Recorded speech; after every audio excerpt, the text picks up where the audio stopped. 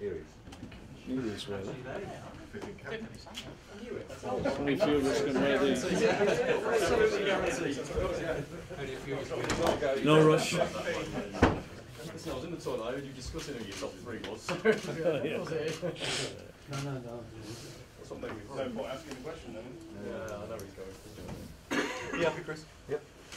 Mark, you've been tipped off about our question of the day. Who would your top three have been in the Ballon d'Or if you got a nomination? Well, my view on it would probably be, I'm not quite sure what the top three words, but it's probably close to what I'm going to say, but I would have said Ronaldo, Messi and Neuer. They were the top three. Were they? Oh, there you go. Great minds think alike. Good man, thank you for doing that. And on a more serious note, Robert Huth's fallen foul of the new FA social media task force this week. An interesting one for debate that. As his manager, how angry with him are you? What's your view on it? there is an issue with social media surrounding football players or any player or person in the public eye, and you have to be very, very careful if you say anything or get involved in actions that other people have an issue with, then there's a possibility that you will get pulled up on it and the FA will get involved, and that's the situation we find ourselves in. Obviously, Robert was very quickly mindful of maybe people being upset about it, so he apologised immediately, took it down, and we hope that was the end of it. But obviously the FA have looked at it and think he needs to explain his actions. So I think that process is ongoing. So we'll see where it leads. Will you be a Stoke player for much longer? There are lots of reports linking him with loan moves now to Watford and other places. Yeah, I've had discussions with Robert. I think it's fair to say he needs games.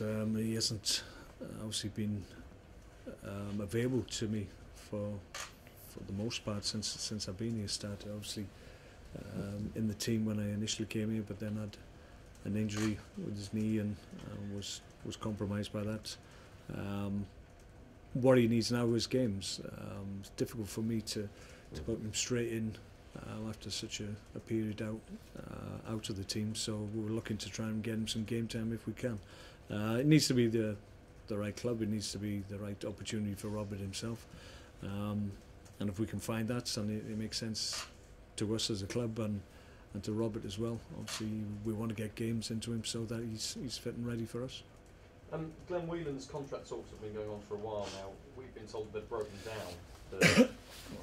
That he wants 2 years and the club are only prepared to offer him 1 year. I think those discussions are ongoing. I think. Are you worried about it though? Is he very much part of your thoughts? Yeah, Glenn knows our feelings on that. Obviously, we these discussions I think began at the beginning of the year. So obviously, as the years gone on, that offer in terms of duration diminishes. So the discussion over an extra year obviously becomes more important because we're halfway through one of the years that we were offering. So we're hopeful that something will be resolved very, very quickly. There needs to be ongoing discussions and further discussions, but we're hopeful something will be concluded. Asaidi's moved away from you now. His loan deal's come to an end. Does that free up a place for you? It certainly frees up a loan possibility for you, doesn't it? Does it mean you're looking for a player in that position of that ilk? Yeah, we'll look at it. I mean, the situation with Asaidi was one that, in fairness, I couldn't give him enough game time, enough to keep him happy, really. It wasn't really at his best when he was out with the team. He wanted to play, he came here to play. He was hampered, obviously, by the form of Victor Moses coming here and tearing the place up, really, initially when he first came here before his injury. So there was a little bit of frustration on his part. In the end, there was an offer on the table for him. From our point of view, I was more comfortable in terms of allowing it to happen once I knew Victor Moses was back available, which he is now. So that's why we allowed it to go ahead. But His first year here, I thought he did great for us. It wasn't as successful the second season loan, so in the end it was probably best for all parties that it was concluded in the way it was. You've been strongly linked with Aaron Lennon. Is there truth in your interest in him? Well, there's a lot of players out there that we don't really like talking about players that we haven't brought to the club. There's going to be lots of those names bandied about. I'm not sure about his own situation. The situation of players change in this month, it seems, on a daily basis. So we'll look at opportunities if they make sense to us. Then obviously we have areas of the team that we think we can improve on if we can get the right players in. But we'll have to keep, for the moment, our cards close to our chest, so we can't really tell you one way or the other. But as soon as we know something, we'll tell you. I was going to ask you about Edin Dzeko next, but I suppose it's the same answer then, is it? Well, I can tell you straight, there would be interest if it was ever viable, but it's not one that we could ever contemplate doing, unfortunately. Thanks, Mark. I was just wondering, Leicester and QPR next two games is a vital period for you. How much of the recovery from this defeat at Arsenal are you hoping for in players in these two games? We didn't have a great performance against Arsenal. We were disappointed in what we were able to produce. On the day, Arsenal were significantly better than us. I think they'd been spiked somewhat by their performance against us at the Britannia, where we were by far the better team. So they certainly came out of the blocks with an attitude that allowed them to get foothold in the game, got in the lead very, very quickly, and we found it difficult to cope with them. So that can happen when you go up against a team like Arsenal. Prior to that, I've been delighted with what we produced. So in terms of confidence, I don't think we're diminished in any way, shape or form. I think we're in good heart. We've had a setback, but it was a difficult fixture for us anyway. We didn't really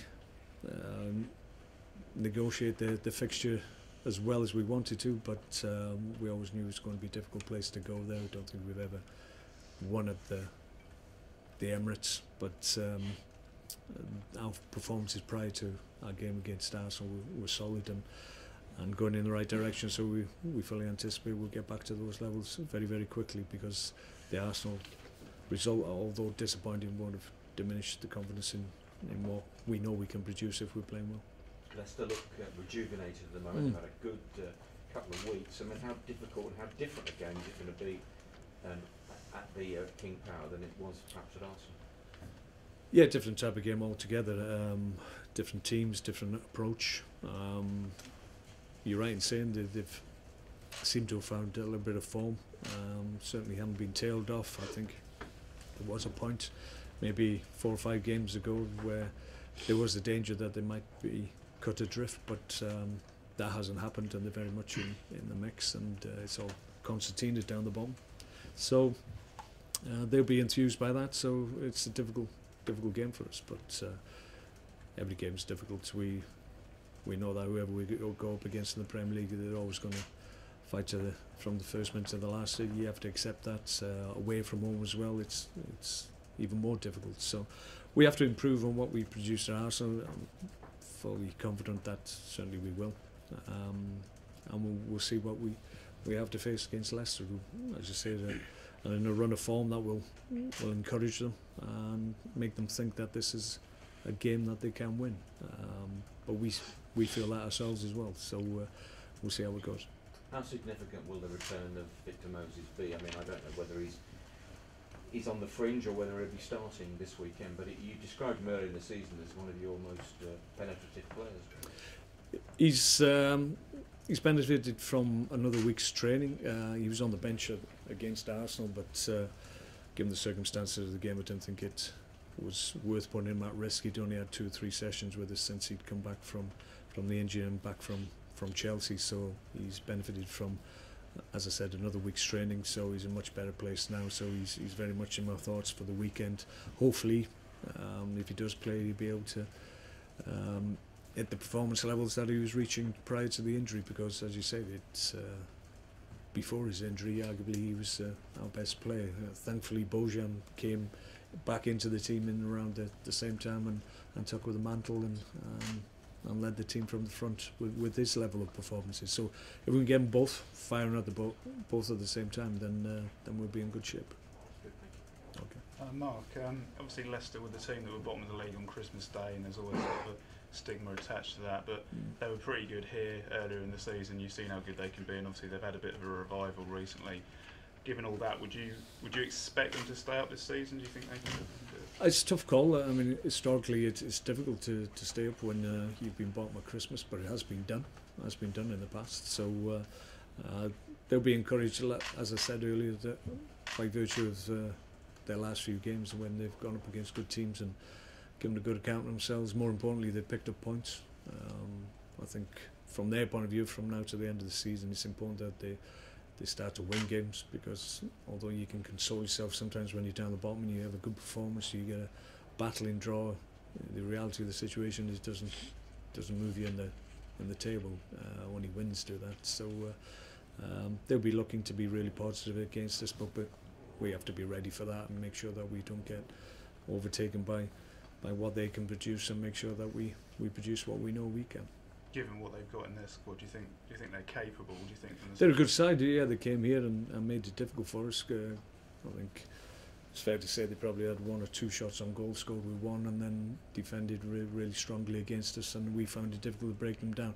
In fairness, it might be a little bit easier for us, I would suggest, away from home, because the onus is always on the home team to take the game to the opposition, so maybe they will be a little bit more open than they possibly were when we played them here. Just finally on Robert Hughes, when you talk about the possibility of him going out and getting games, are you very much thinking in terms of a loan deal for him, and therefore you wouldn't say he has no further future here? You can imagine. No, at all. The intention is to get him some game time, because that's what he's lacking. He hasn't had games of the right level to bring him on. We've obviously, he's been in around the first team group, he's been training with the first team group, but we found it difficult to really get him good quality games. The under-21 games probably isn't the right environment for him as a senior player, so he needs to get out and play games of meaning, and at the moment it's difficult to get him into my team. So if we can find the right team for him and he gets the game time that he needs, then hopefully you get 5 or 6 games, and then he can come back to us and be ready to go again. Mark, there was a lot of talk last weekend about the number of goals Stoke are conceding from set pieces. They reckon it was like half the goals that you conceded this season. Is it a major worry for you? Is it always just a random stat? No, I think we have conceded goals. We've been disappointed when set plays have gone against us. We've had, people have to understand it's not just corners, it's wide free kicks, it's penalties against. They all get thrown into the mix to make the stat a little bit more damning. So we're aware of that, but we can be better, certainly in certain situations. We give players responsibilities to ensure that opposition players don't score against us on set plays. Sometimes we haven't been able to make sure those responsibilities are made, and opposition players don't score against us. We have to be better. We were good last year. For some reason this year we haven't been quite as good, but let's see what the start's like at the end of the season, because we're working on it, we're addressing it. We just need to make sure we take responsibility and make sure we don't concede anymore. The Leicester game is the start of a sequence of about 10 or 11 games where you only have to play, I think, 1 top 9 side. Is this a sort of major push now from Leicester onwards? Well, we like to think so. We just come through a period after the Arsenal game where it was a really hard and strong period that we had to get through. Played Man United twice, Arsenal twice, Chelsea. You know the fixtures that we've gone through. So it wasn't easy, but as you allude to, the consequences of that and the flip side of that is that you get an opportunity to maybe play teams that are in and around us, and it's not as I think the word labelled to it was a brutal period, so maybe it'll be less brutal, and we're able to pick more points up. We did really well, I have to say. That we're really delighted with the points accrued in the games that I've just mentioned. So given that, hopefully we'll continue in the same vein. Thank you. Okay. Thanks, Mark. No problem. Thanks, guys.